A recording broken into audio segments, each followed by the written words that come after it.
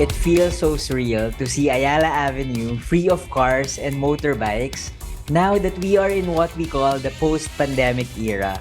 Parang unimaginable na siya ngayon dahil bumalik na talaga yung traffic sa Metro Manila. Frankly speaking, it's just so hard to find car-free streets nowadays. Motorized vehicles are everywhere at sobrang refreshing malaman na may mga big roads in our cities na pinapasara para sa mga tao na hindi pinapadaan yung mga motorista. Recently, the whole stretch of Ayala Avenue in Makati was closed for cars and the turnout was great. Let's talk about this. I am Buji Babiera and you are listening to Tambike Session, an anime podcast. Hindi naman bago na nagsasara ng kalsada at big roads para gamitin ng mga tao para lakaran, i-walk yung mga dogs nila, magbisikleta, mag-jogging, at kung ano-ano pa. As in, no motorized vehicles allowed. Nangyari na yan sa Emerald Avenue sa Pasig, sa mga maliliit na kalsada kapag may basketball sa Caloocan, kapag may piyesta sa Maynila, at recently lang na napuntahan ko ay yung Ayala Avenue sa Makati. Kasama ko ngayon ang dalawang siklista na dumalaw sa Ayala Avenue's Car Free Day. Every Sunday to of September from 6 a.m. to 10 a.m. Hi Ali and Taj, welcome to Tambike Session. Good evening. Hello. Kamusta? Ayan, na-meet ko sila nung Sunday sa Ayala Avenue kung saan nag-enjoy kaming umikot-ikot sa Car Free Day ng Ayala sa Makati. I'd like to know, Paj, Ali, ano yung experience nyo last Sunday during that car-free day? Ali, maybe you can start. I remember this last Sunday. It was beautiful. I saw a woman being pushed along on a wheelchair, diba? And along Ayala, and then that it hit me then na that's what could be like. For once, people on wheelchairs can navigate around Ayala because usually you can't because yung mga underpasses hindi siya accessible eh.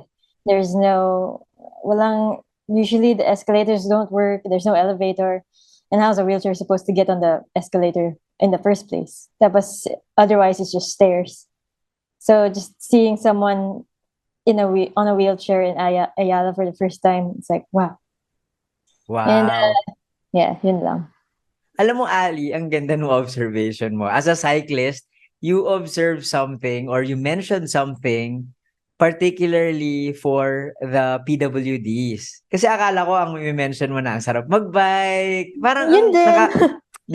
yun din. Pero ang gandang isipin na we get to feel something na special for other people din na parang, pwede palang mag-wheelchair dito sa Ayala Avenue. Alam mo, Patch, I don't know if you're familiar with this or even you, Ali, nag-viral ako sa Twitter earlier this year, I think, kasi I criticized yung underpasses sa Ayala Avenue na hirap na parang ang hirap niyang daanan, especially for PWDs, especially for someone na naglalakad kasi magko-cross ka lang ng small street.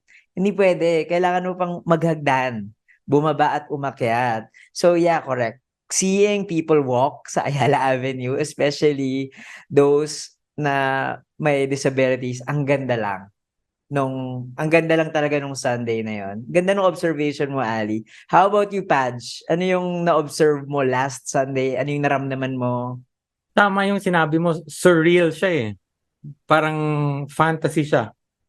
Tama ka doon. Sanay lang tayo na pag dumaan ka ng Ayala, sanay ka lang na baka may katabi kang bus, baka mag-ingat ka sa jeep.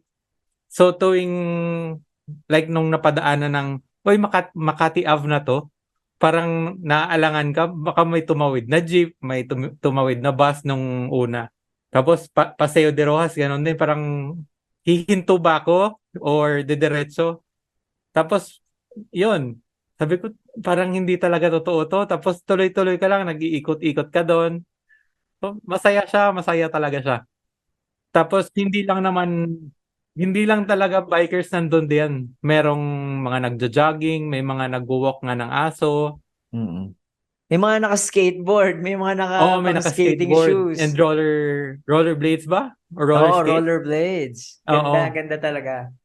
So, yeah, especially merong mga aso. Imagine, 'di ba, sa gitna ng Ayala Avenue, merong mga aso, may mga hayop. Di mo ma-imagine 'yan on a normal day, on a weekday. And si Padge, galing pa siyang Pasig City. Dumayo pa talaga siya sa Ayala Avenue. Well, si Ali din naman from Manila. She's not from Makati. Well, pero border naman ng Manila, Makati. So, kinda malapit lang. So, yung next question ko is, bakit niyo sinadya yung car-free day ng Ayala last Sunday? Yeah, I wanted to go because I don't know, it's really just fun seeing people I know, and we get to eat, ikot-ikot lang nga, without worrying about cars, and we just get to like tambay in the center, in the like middle of the road, diba? And there's no cars to honk at us, and it feels different talaga when there's like no cars around. It's the sounds, like you could hear other people talking as you bike next to them for once. Usually it's hard to hear other people, diba, over the noise of traffic. So ayun, I'm trying to make it a point to go every Sunday, just because it really is such a nice experience every time. How about you, Padge? I think it's like what, 15 kilometers away from your house, Oh, 10 medyo kilometers malayo. away from your house. Why did you decide to go? Nainggit ako sa post mo eh. And Oscar, yung friend natin na Na-FOMO common si ka? Oscar. Oo. Yeah, shout out to you, Oscar Nava. Na-FOMO ka. Yeah. Nainggit ako eh. Sabi ko, I need to experience yung car-free na Ayala Ave. So Oo, yun, ayan. I had to go. So, Padge Ali, in your neighborhood, is it something is it easy to bike around? Ako, I live in an area na relatively easy compared sa other streets in Metro Manila. So, I live in Makati. Malapit lang ako sa Ayala Avenue. Malapit lang ako sa Legazpi, Salcedo Village. So, relatively medyo okay siya compared with my old neighborhood in Sampaloc sa Manila. How about you, Padge Ali? How's your neighborhood? For me, I live in, the border of Makati, Manila, basically. And so there's a lot of side streets naman, and there's one main road na usually a lot of six-wheeler trucks to up to 12-wheeler trucks, they Oh ply that no. road. Yun nga eh, but I just cross that road, tapos I enter yung mga residential roads and streets, and by the time I get there, it's like people roads na eh, because they're too narrow to be used by cars. So usually I just see trikes and people, and those are nice to ride in naman. And generally my neighborhood's okay for biking. How about you, Padge? Inside the village, it's okay. Pero once I go out the village, yun, pareho kay Ali. May mga truck din. So, samot-saring tao. And may mga tricycles, may mga... Tapos it's, wala, makitid siya na road eh. Mm-mm. So, kahit minsan nakabike ka, so matatraffic ka din. Mm-mm. Makikipila ka din sa... Sa Ayun. bike lane.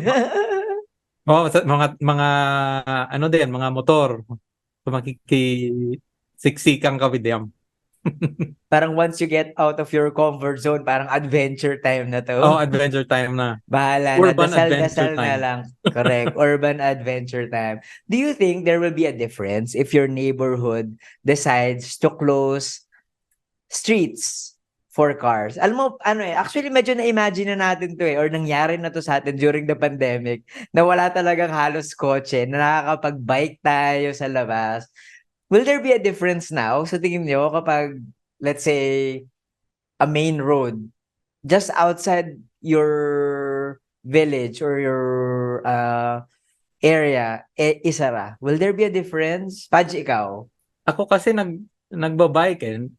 Pre-pandemic pa lang ay bike. So in a way medyo medyo extra ingat ka lang pag nasa bike eh. Pero so far 'yun. Pero halimbawa, nagsara sila ng main road na sa labas ng village nyo. May difference kaya? Magiging, ano kayang Paano mo na-imagine? Pag sinara yun, well, para for me, personally, masaya yun for me. Kasi you feel safe eh. Na parang hindi ka naalangan na may kotse sa gilid or biglang may bus, biglang may, basta na parang threat sa'yo. Oo. How about you, Ali? If they close the main road by nearby me, there could be a huge difference. But then also there's a lot of jeeps and public transport that goes through there. So I feel like I worry that it would impact, public transport and people who commute. But generally the area, a lot of people walk, and there's a lot of like shops sa sides, like mga pares stores, carinderias. So I feel like if they did shut down the street and just close it off to pedestrians, there'd be a lot of people going out, and that'd be nice. Oo nga, no, Ali. Parang come to think of it, when you close this for motorized vehicles, you also close it for public transport. And oo nga, marami rin talagang gumagamit ng mga big roads na to, na mga jeep, bus, mga tao, and tama, ang gandang realization. Kasi ako, I'm pro closing streets for motorized vehicles. Kasi syempre, it would encourage more people to ride their bikes. Pero come to think of it, oh nga no, maybe open for for public transport. Yung private cars na lang, no? Yeah. Hindi. Pero I know there will be a lot of backlash because we are a car-centric society. Pero that would be an interesting thing to see. Well, we saw that na nung pandemic, pero that's a different case during that time naman. And yeah, kung weekday nila isira yung Ayala Avenue, nako, mukhang I don't know if that would be something na alam mo yun, parang super unimaginable na yun na mangyari, pero why not, 'di ba? Pero ano, yung mga residente kaya, what would happen? Ako, masaya ako during the pandemic na walang ganong sasakyan sa kalsada kasi ang payapa, ang tahimik. I was still living in Sampaloc, sa Manila, kung saan sa gilid ng bahay namin daanan din ng mga trucks. At sobrang problema ko na nakasanayan ko na actually na yung dumadaan, mga bumubusina, ganyan. Pero nung pandemic, sabi ko, oh my God, it feels like I'm in the province. I'm at peace. So parang I feel like, oh, it's a livable place after all. Kasi ang tahimik. Kaya, do you think ganyan din yung magiging reaction ninyo as residents pag walang ganong ingay or mamimiss nyo yung ganong klaseng roughness on the road? I'd be okay with it personally, yung walang kotse talaga. It made such a big difference noise-wise, pollution-wise. Like, compared to now, the smog is so, you can see it now and you can feel it. But like back then, yeah, when the roads were more empty, the skies were clearer, the air was cleaner. It was nice. But yeah, I think beyond my personal like wants, yeah, it's just public transportation nga that would be affected din. So yeah. Ikaw, Padge, what are your thoughts on this? Mas siguro, pag sa akin naman, okay siguro na sana mas okay yung public transport natin. Less cars, yung private cars, less sana. Oo. May nabasa ako once Isukatan ng mayaman na bansa if ang mayaman ay gumagamit din ng public transport. So, kung accessible siya, kung madali siya, kumbaga easily accessible yung public transport mo at nagagamit ng kahit ng mga may kaya. Like, nako-compare ko lang siya with kunwari sa Hong Kong or Singapore, na kumbaga lahat nakakagamit and lesser yung gamit ng private cars. Sana mangyari yun. Oo nga kaya mahirap na bansama din tayo hanggang ngayon Kung saan everyone aspires to have a car.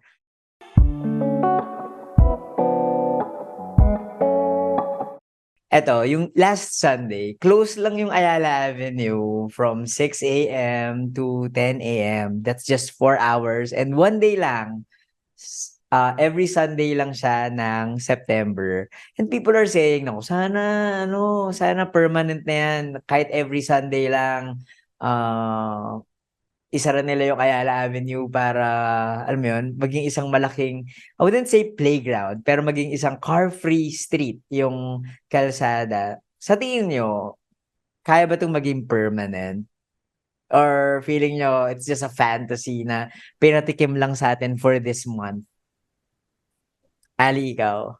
I think they can, yeah, definitely do it permanently. Kasi I think it's to their benefit din eh. Like, if they actually like track yung like sales of nearby like malls and stores and cafes and just places nearby establishments. Parang I think they like you can see the like people in the market, the Sunday market after.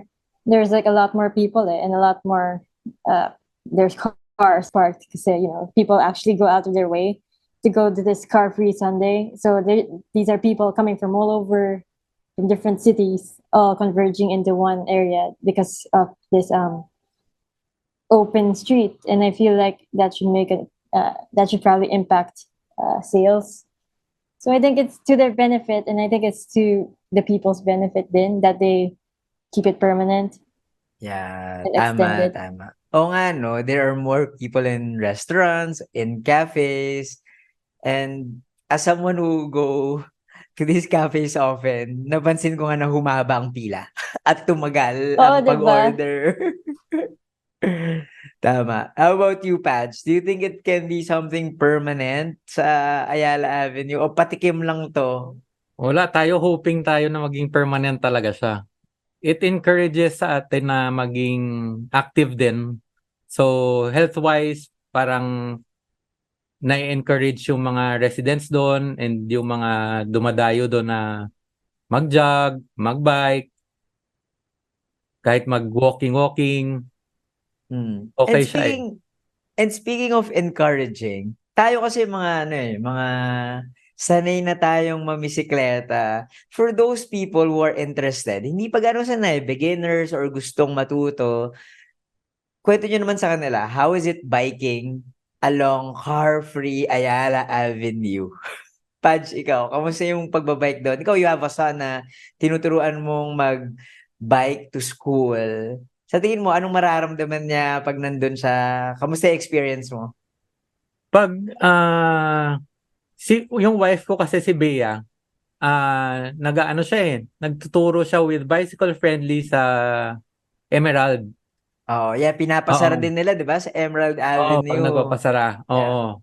So, merong bike free lessons doon na under ng Bicycle Friendly Philippines ni Miss Karen. Oo. So, yun. Easier for you to teach and easier uh, for us to encourage na mag-bike din. Kasi nga, hindi niya iisipin na, oy, baka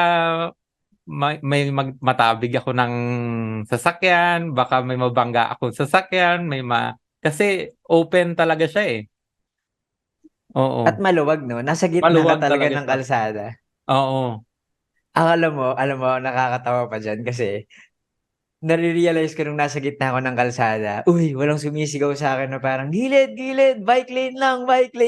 Kasi, it's free. It's for us to use. But at the same time, meron din naman demarcation na parang left is for bikers, right is for joggers, 'di ba? Parang for safety pa din kasi other people opts to parang other people would like to go fast with their bicycles. And syempre, pag natamaan din naman yung mga pedestrians nagja-jog, medyo delex din 'yon, right? So, pero yeah, tama ka. Walang fear na may sasagi sa yung nakamamatay na motorized vehicle. How about you, Ali? Ano yung experience mo? So yeah, during the Car Free Sunday, right? Yes, oo, yeah. Yeah, I just did a chill ikot around, and it was I saw a bunch of adults teaching like their kids, I think, how to bike, and that was really nice. And then Corina, see Two Wheels, Three Hearts. Yeah, Corina And is a friend of ours na advocate ng cargo bikes and carrying your kids on a bicycle. yeah, she was there with her kids, and she brought her kids' bike and scooter on her bike with her kids all on her cargo bike. So I got to see her kid biking next to her and just like going as fast as she could. And yeah, it's just really nice to see kids getting to enjoy the road. Hmm. Tama, it's a really beautiful thing to see that there are kids, there are, grandparents biking, nakakatawa. More women cycling that day. At ito, na-notice ko din 'to, hindi ako gaano, alam mo 'yun, parang pag-uwi ko ng bahay, hindi ko na-feel na malagkit ako, hindi ko na-feel na gano'n ako kadumi, 'di ba? Parang walang tambutsong nakatutok sa mukha ko at pinapausukan ako ng usok. So, that's a pleasing experience talaga for me. And yeah, it made me realize na parang ayoko na bumalik sa pandemic, but nakaka-miss yung panahong walang ganong usok sa kalsada at walang ganong ingay. Sabi nga nila may naririnig din daw silang mga ibon na nagche-chirp. So, that was interesting. So, 'di ba, September lang 'tong car-free street sa Ayala and there are only a few streets na sarado for motorized vehicles sa atin. We do hope na other cities would copy this. Sa tingin niyo, gagayahin kaya natin mga ibang syudad? Gagayahin ba 'to sa Pasig, Paj? 'Di ba sa Pasig madami na? Sa Pasig meron eh. Yon, yung pinaka-sikat sa atin is yung Emerald sa Pasig. Hmm. Oo. And then merong sa may floodway, and then meron din in front of the City Hall, Caruncio Avenue. So pag Yan, oo. Sunday, parang half day yata, kina-close nila half day. Yon. Paj, have you lived in other cities aside from Pasig? I used to live Taft Avenue. Taft Avenue. Mapapasara kaya yung Taft sa tingin mo?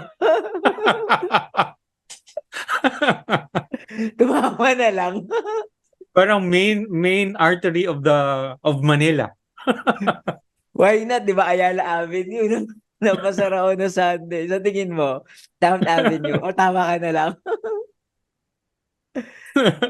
Parang hirap i-imagine, no? Oo, mahirap imagine siya. Mahirap i-imagine. Pero that would be nice. Kahit isang weekend lang, 'di ba? Ano kayang mangyayari? That would be something interesting. Pero ikaw sa tingin mo, Paj, Pasig, ginagawa na yan sa Pasig, ginawa na yan ng Makati, Ayala. Well, ginagawa na rin sa mga smaller streets, 'di ba? Pag may pa-basketball, pa-fiesta.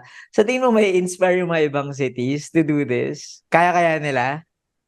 Sana Aside naman from Taft Avenue. Oo. Sana naman ma-inspire sila na mag-close down kasi nakaka-encourage talaga siya ng not just for biking pero yung pagiging healthy ng tao, for running, for yung basta for maka-exercise man lang. Yan. Tama. Ang dami Oo. ang dami nga parang nagiging healthy. Even yung mga friends ko hindi tumatakbo biglang, uy, nagja-jogging na kayo bigla ngayon kasi nga car-free Ayala, di ba? How about you, Ali? Oh yeah, I hope that it will like inspire other cities kasi this is Ayala eh. We know that Ayala has a lot of traffic usually. It's one of the main like the busiest roads in the city. So the fact that they can do it, dapat lang, 'di ba? Yung ibang cities, they should be able to. So sana. And then Yeah. like yeah, what if car-free EDSA, 'di ba? What if car-free EDSA? Wow. Mas mahirap ma-imagine yun. Ali. Kaya parang Taft muna. Tap nga muna. Taft muna, tas EDSA. Pero I really like what you said earlier na pag ginawa mong car-free yung isang lugar, it brings people in, it brings families, and yung mga surrounding establishments doon, they also benefit. Well, hindi lang pati yung mga establishments na nandun, kundi pati other businesses outside it that encourages that kind of lifestyle. Halimbawa, more people would bike, people will buy bicycles, people will buy accessories, and si Padjo, meron siyang cycling apparel business na courier, di ba? Parang when more people bike, nagbe-benefit din sila. pati, alam mo, jogging, di ba? People who are into active lifestyle. Maraming mangyayari. And nakakatuwa. I think si Paj minention niya kanina na sa Emerald may free bike lesson. Sana makita din natin siya sa other car-free streets sa Ayala. Parang sa Ayala Avenue nakita ko lang may nagja-jogging, may mga pets, may mga nagbabike. Pero it would be fun to see other activities. Kahit Zumba. Kasi ang laki nung ano eh, di ba? May dance, alam mo yun? May art. Kaya ba, if ever magkaroon ulit ng car-free days sa mga bigger roads, what other activities would you like to see? Aside from, of course, biking. Ali, ikaw? Yeah, still bike related, but like I think it's like in America, they'll have these like huge mass rides where they have a DJ who has like speakers on his bike, and then it's just like a big party bike bus, and everyone's just Yes. like dancing on their bikes and biking along with the DJ who's Yeah, ang biking ganda along with. niyan. It's beautiful, and Yeah. parang on these kind of car-free Sundays, car-free roads, we can make use of that space and just like enjoy. Naalala ko lang, alam mo, yung Ayala Avenue, napasara na siya dati for cars. It was recently during the election season, nagkaroon ng rally doon for a political campaign. So, 'di ba? Yun yung nagsimula na siguro nag-prompt sa Ayala na parang, uy, kaya naman pala natin magpasara ng big road. So, ganda. So, mga activities na gano'n, pwede nating makita sa car-free streets. Ikaw, Patch, ano pa yung mga gusto mong makita sa mga car-free streets of Metro Manila? Yun, maganda yung kay Ali. Parang napanood ko na nga sa reel yun or sa mga post niya, merong DJ. Bike bus. Oo, parang na bike bus. Pero like, kunwari sa Emerald, merong mga nagzuzumba, may area na nagzuzumba, may area na nagtuturo ng bike lessons, merong, last time may nakita ako may mga nag-art class, merong, maraming food stalls. Yun ang kulang. Yun ang Oo, kulang walang food stalls doon. sa Oo. Ayala. Walang pagkain dun sa mismo, walang pop-ups, no?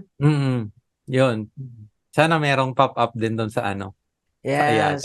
So, hindi lang mga taga Makati yung parang they can also bring and collaborate with other businesses from nearby cities or even outside the regions, di ba? Ang ganda, maganda. That would be an interesting thing to see. A good suggestion. So, take note, kung may nakikinig man dito mga taga LGU na may balak na ipasara ang mga kalsada nila, pwede niyong i-take yung suggestions namin ni Ali and ni Paj. Alam nyo, car-free days are great. Pero sana hindi lang siya temporary and sana it can stay for a long time. And sana nga, more cities can replicate it. Iba talaga yung nagagawa ng isang lugar na tahimik, walang polusyon, at kung saan ligtas na nakakapaglakad at nakakapag-move around yung mga tao. I'm not saying this to demonize motorized vehicles, pero we have to admit that being dependent to private motorized vehicles can really deteriorate our cities. We still have a long way to go, but if these short Sundays will start something that can change our mindsets and system, then I'll take it. Paj, Ali, thank you for joining me in this conversation about car-free streets, car-free roads. Ang ganda ng mga insights ninyong dalawa at mga story nyo. Sana ma-encourage natin yung mga listeners natin to bike. Sana nga. Let's go, guys. Yes, sana mas marami mag-bike na.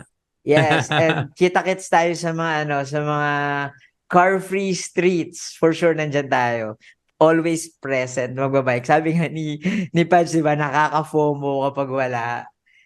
And sana we also see other beautiful things. Kagaya nga nung naka-wheelchair, mga bata na namimisikleta. Something that's very rare sa ating mga kalsada. Again, Taj and Ali, thank you for joining me in this episode of Tambike Session. And to our listeners, maraming salamat din for joining us. Sana meron kayong napulot sa aming masayang usapan. At sana magkwentuhan ulit tayo sa susunod na episode ng Tambike Session.